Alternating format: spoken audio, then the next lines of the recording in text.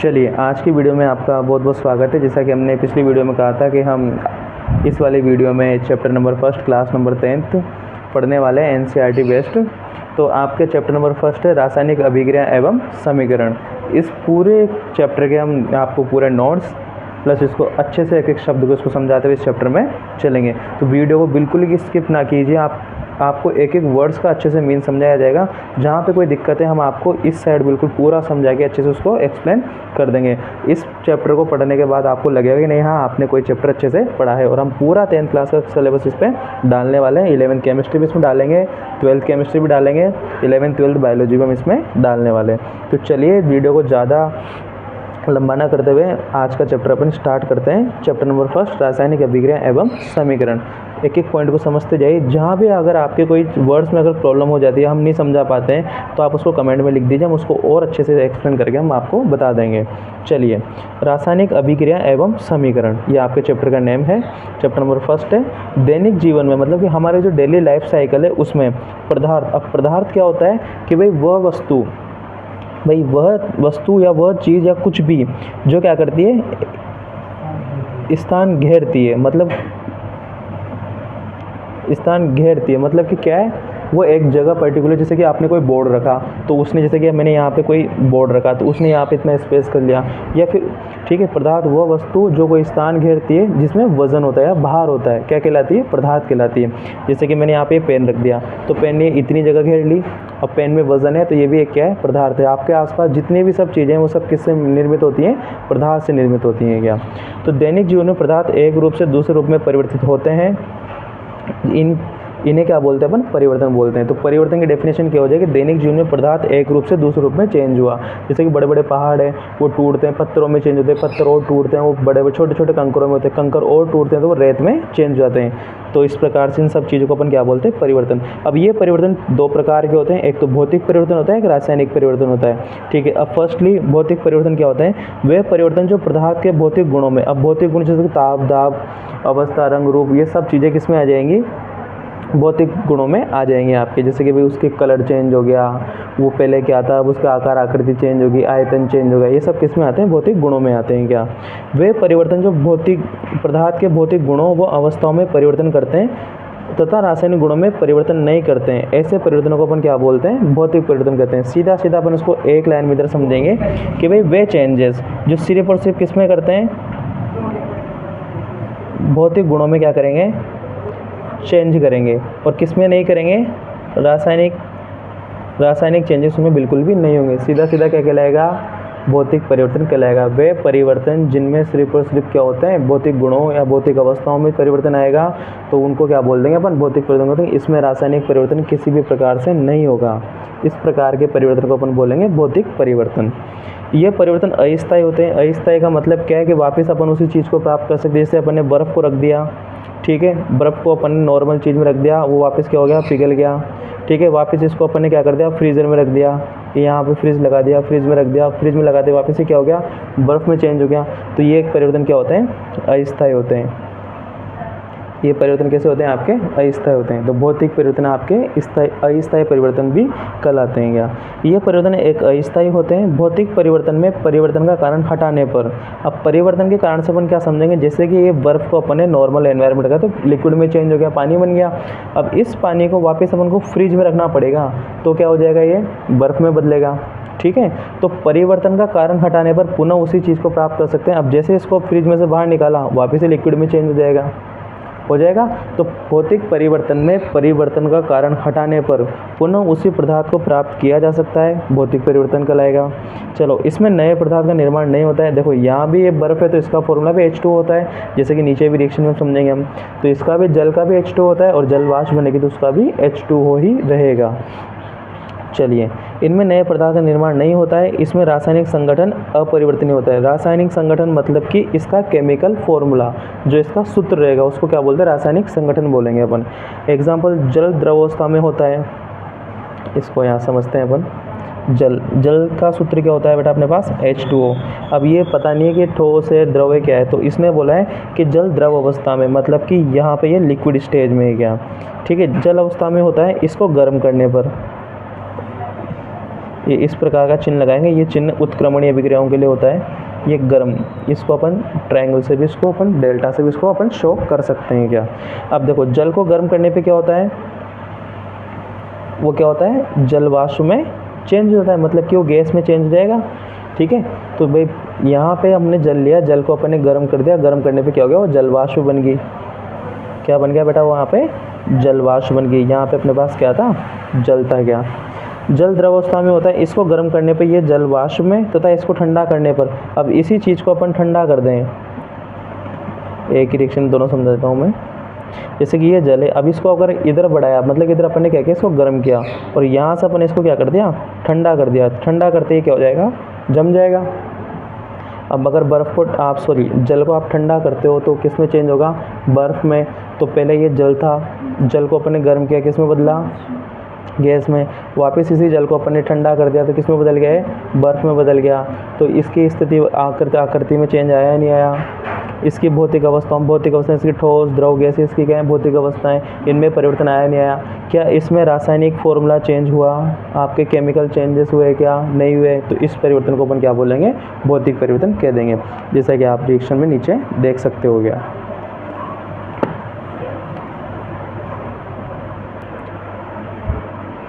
चलो देखते हैं वापस एग्जाम्पल को। द्रव, ये तो अपन ने पढ़ ही लिया था। अब आपको रिएक्शन देखनी है, क्या देखना, बिल्कुल अच्छे से समझना कि भाई यहाँ पे H2O, S का मतलब हमने यहाँ भौतिक अवस्थाएं दे रखी हैं कि S का मतलब होता है सॉलिड, मतलब कि हिंदी में ठोस, L का मतलब द्रव, इसका मतलब होता है गैस, इसका मतलब होता है जलीय, मतलब कि AQ का मतलब होता है एक्वाटिक। अब जब अपन H2O को यहाँ से टेम्परेचर देंगे, ताप बढ़ाएंगे, तो वो बर्फ़ जो रहेगा वो किस में चेंज हो जाएगा, लिक्विड में, मतलब कि जल में चेंज हो जाएगा। अब इस जल को और अपन ने तपाया या इसको गर्म किया, तो गर्म करने पे ये क्या हो जाएगा, जल वाष्प में बनने लग जाएगा और उड़ने लग जाएगा।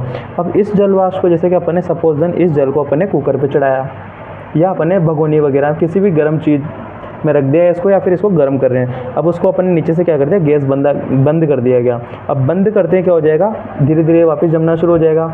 ठीक है, तो ये जल वाष्प किस में चेंज हो जाएगी, जल में चेंज हो जाएगी। अब इस जल को अपन क्या कर देंगे, ठंडा करने के लिए फ्रिज में रख देंगे, तो ये किस में चेंज हो जाएगा, बर्फ़ में चेंज हो जाएगा।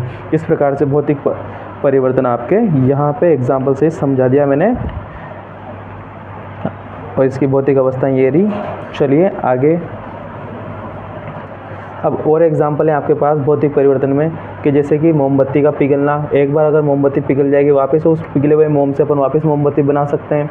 ठीक है, तो ये भी भौतिक परिवर्तन का एग्जाम्पल है।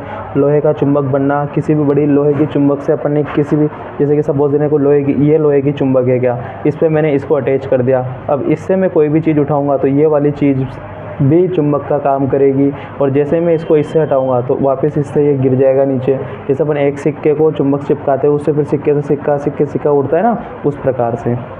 तो लोहे से चुंबक बनना, शक्कर का घुलना, शक्कर घुल जाएगी, चाशनी बन जाएगी, आप उसको वापस सुखा के मिश्री बना सकते हो, शक्कर बना सकते हैं। ठीक है, कागज़ का गलना, आपने कागज़ को गला दिया, वापस उसको सुखा के वापस कागज़ में चेंज जाएगा। तो भौतिक परिवर्तन क्या कहलाते हैं, कि भाई ऐसे परिवर्तन जिनमें भौतिक अवस्थाओं में ही परिवर्तन आए, वो भौतिक परिवर्तन कहलाते हैं। जिनमें रासायनिक परिवर्तन में कोई भी प्रकार का चेंजेस नहीं होगा, रासायनिक गुणों में कोई चेंजेस नहीं होगा, सब क्या कहलाएंगे, भौतिक परिवर्तन। जैसे कि बर्फ़ का पिघलना भौतिक परिवर्तन है, मोमबत्ती का पिघलना, लोहे का चुंबक बनना, शक्कर का घुलना, कागज़ का गलना इत्यादि। आगे अब और भी एग्जाम्पल्स पढ़ सकते हो गया। चलिए, ये आपका भौतिक परिवर्तन कंप्लीट हो गया। अब रासायनिक परिवर्तन, वे परिवर्तन जिनमें पदार्थ के रासायनिक संगठन व गुणों में क्या होता है, परिवर्तन होता है, क्या कहलाएगा, रासायनिक परिवर्तन कहलाएंगे। तथा नए पदार्थ का निर्माण होता है। अब नए पदार्थ का निर्माण कैसे, जैसे कि कार्बन है, कार्बन जैसे कि एक अपन ने कोयला ले लिया गया, ठीक है, उस कोयले को अपन ने ऑक्सीजन की उपस्थिति में क्या कर दिया, जला दिया, तो वो किस में चेंज हो गया, CO2 बन के निकल जाएगा। अब क्या इस CO2 से अपन इसमें वापस चेंजेस ला सकते हैं, क्या अपन एक, जैसे कोयला जलाते हैं अपन ने, क्या जैसे कोयला है अपने पास, कोयला है, कोयले को अपन ने जला दिया तो वो राख में चेंज हो गया। क्या इस राख से अपन ये चेंज कर सकते हैं क्या वापस, कि भाई इसको ठंडा करके या इस पर पानी पटक के कुछ भी कर लें अपन, ये इसमें चेंज नहीं होगा। जैसे कि अपन ने लकड़ी ली, इस लकड़ी को जला दिया तो लकड़ी के जलते वापस कोयला बनेगा। अब कोयले को आप कितना ही कुछ कर लो, वो लकड़ी बन पाएगी क्या। तो रासायनिक परिवर्तन में हमेशा नए पदार्थ, देखो ये पहले लकड़ी थी, वापस यहाँ नया पदार्थ बना, फिर इसको और अपन ने जलाया तो यहाँ पे नया पदार्थ बना। ठीक है, इस प्रकार से नए पदार्थ बनते हैं। जबकि भौतिक परिवर्तन में ऐसा नहीं था, यहाँ पे मोमबत्ती पिघल के भी मोमबत्ती ही थी, यहाँ पे शक्कर घुल के भी वापस चाशनी से वापस शक्कर बना सकते हैं। तो यहाँ पे रासायनिक संगठन में चेंज नहीं होगा और यहाँ पे रासायनिक संगठनों में ही अपने पास चेंज होगा। ठीक है, जैसे कि दूध का दही में बदलना, एक बार अगर दूध से दही बन गया तो उस दही को आप कितने भी कुछ कर लो वो दूध नहीं बनेगा। ठीक है, दूध से दही का बनना, दही से फिर मक्खन, छाछ, घी वगैरह आप इत्यादि आप भी बना सकते हो। एग्जांपल, लोहे पर जंग लगना, एक बार लोहे पर जंग लग गया तो उससे आप कितना ही कुछ कर लो वापस चेंजेस नहीं आएगा। कागज़ का जलना, एक बार कागज़ जल गया तो वो वापस कागज़ नहीं बनेगा, वो नया पदार्थ बन गया। कोयले का दहन, जैसे कि मैंने यहाँ पे बताया आपको, कार्बन की अभिक्रिया अपन ऑक्सीजन से करा देंगे तो क्या बन जाएगा, कार्बन डाइऑक्साइड गैस बन के यहाँ पे क्या। ठीक है, ये आपके पास ठोस अवस्था में है, ये आपके पास गैस अवस्था में, और ये भी आपके पास गैस अवस्था में। आप इस गैस से ये वाला कार्बन नहीं बना सकते। क्यों? क्योंकि ये कौन सा परिवर्तन है, रासायनिक परिवर्तन है। रासायनिक परिवर्तन एक तरह से क्या होते हैं, स्थायी परिवर्तन होते हैं। कैसे परिवर्तन होते हैं, ये स्थायी परिवर्तन होते हैं। और वो क्या आते हैं आपके पास, अस्थायी परिवर्तन। तो रासायनिक परिवर्तनों को अपन स्थायी परिवर्तन के नाम से भी जानते हैं। जो भी आ जाए आपके बोर्ड क्लासेस में, आपको आंसर अच्छे से लिखना है। और बिल्कुल आपको लिए हमने और शॉर्ट नोट्स का बनाया, आप इसको और अच्छे से समझ लें यहाँ पे, कि जैसे कि क्वेश्चन आ जाए कि रासायनिक व भौतिक गुणों को अंतर स्पष्ट कीजिए। ये रासायनिक परिवर्तनों में क्या अंतर है, भौतिक परिवर्तन में क्या अंतर है, उसको देखना। इस परिवर्तन में पदार्थ के भौतिक गुण, अवस्था, रंग, गंध आदि में परिवर्तन होता है, भौतिक परिवर्तन कहलाएगा। इन परिवर्तनों में पदार्थ के रासायनिक संगठन, मतलब कि इसमें सूत्र चेंज होगा। यहाँ पे सूत्र क्या आता है, यहाँ क्या आता है, यहाँ क्या बना। ठीक है, इस प्रकार से। और वहाँ पे सूत्र सेम था, जैसे कि देखो H2 होता, यहाँ पे भी H2 था, और यहाँ पे भी आपके पास क्या आया, H2 आया। तो ये भौतिक परिवर्तन का एग्जाम्पल है। और ये क्या है आपके पास, रासायनिक परिवर्तन का एग्जाम्पल है। यहाँ पे रासायनिक संगठन में कोई चेंजेस नहीं है, यहाँ पे रासायनिक संगठन में चेंज है। परिवर्तन का कारण हटाने पर, परिवर्तन का कारण हटाने पर पुनः उसी पदार्थ को प्राप्त किया जा सकता है। अपन इस परिवर्तन का कारण हटाने पर पुनः उसी पदार्थ को प्राप्त कर सकते हैं। जैसे अपन ने इसमें से वापस को ठंडा कर दिया तो बर्फ़ में चेंज हो जाएगा, वापस इसको कर दिया तो ये पानी में चेंज हो जाएगा।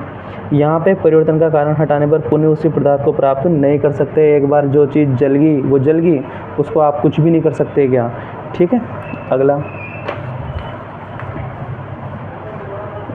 ये परिवर्तन अस्थायी होते हैं, ये परिवर्तन स्थायी होते हैं। कौन से, भौतिक परिवर्तन तो अस्थायी परिवर्तन होते हैं और रासायनिक परिवर्तन स्थायी परिवर्तन होते हैं। इस परिवर्तन में पदार्थ का संगठन अपरिवर्तित रहता है, मतलब इसमें केमिकल फॉर्मूला कोई चेंजेस नहीं होगा। ठीक है, और इसमें पदार्थ अपने पूर्व गुणों को खो देता है। कैसे, जैसे कि कोयले का, लकड़ी का काम अलग था, कोयले का कार्य अलग है और राख का काम अलग है। तो इसने अपने गुणों को खो दिया कि भाई कोयले का काम अलग था, इसका काम अलग है, लकड़ी का, इसका अलग है। अब वहाँ तो कागज़ भी वही था और वापस गलने के बाद भी कागज़ होगा वही रहा। तो इसमें अपने पूर्व गुणों को खो देते हैं। इसमें हमेशा नए पदार्थ का निर्माण कभी भी नहीं होगा और इसमें हमेशा नए पदार्थ का निर्माण होगा। ठीक है, तो ये आपके भौतिक परिवर्तन, रासायनिक परिवर्तन कंप्लीट हो चुके हैं। अब हम अगली वीडियो में रासायनिक समीकरण को बनाना, तो अपन को आता है इसे, रासायनिक समीकरण के बारे में पढ़ेंगे क्या।